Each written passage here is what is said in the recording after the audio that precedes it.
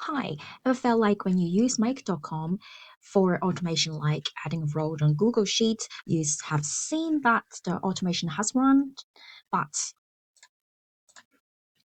on your spreadsheet, there's nothing really coming through. Just to clarify, make.com did not make a mistake. You just never told it what to put here. That's what we call mapping. Once you understand this, the whole platform clicks into place. Welcome. In this video, I'm going to show you what mapping is in make.com and how to use it to send data from one module into exactly the right field in another.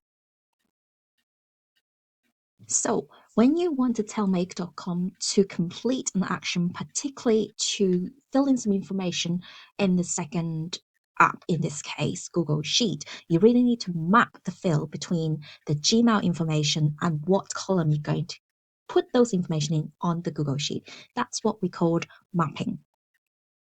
Think of the Gmail module as a waiter who just took our order, they know the customer's name, the time it was ordered, and everything. But mapping is literally tell them name goes here, time goes here, so which plate of dish is going to which table. I hope this analogy will help you understand a little bit better.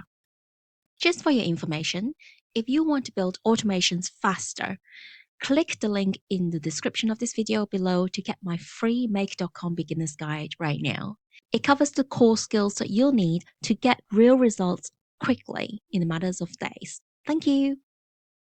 So to do the mapping right, you need to first click onto the module. In this case, we're using add a row module for Google Sheet.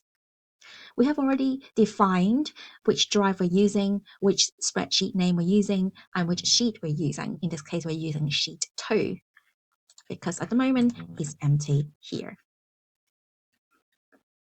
Currently, this spreadsheet has 2 headings. If you want a bit more, you can add, for example, sender here.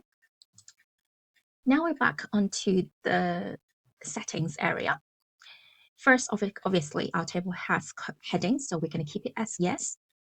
Now we need to map the columns with the information coming from Gmail. We're going to use each of these columns to map it.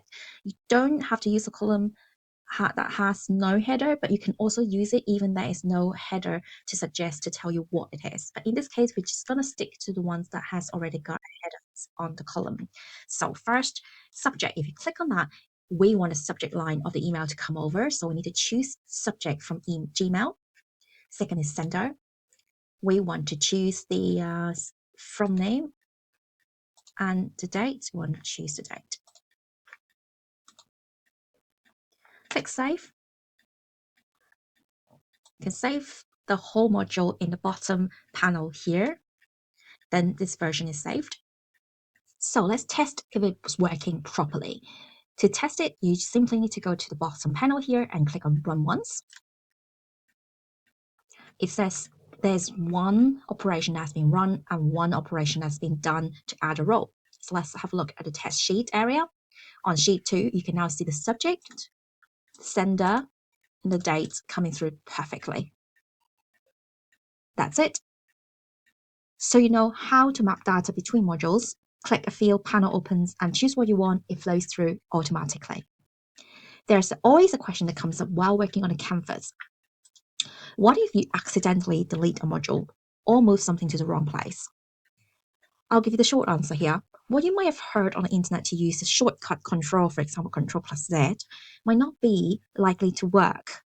However, watch my FAQ video in the description or in the card somewhere here on this video, which show you exactly what I mean, and I will give you a workaround way to do it as well.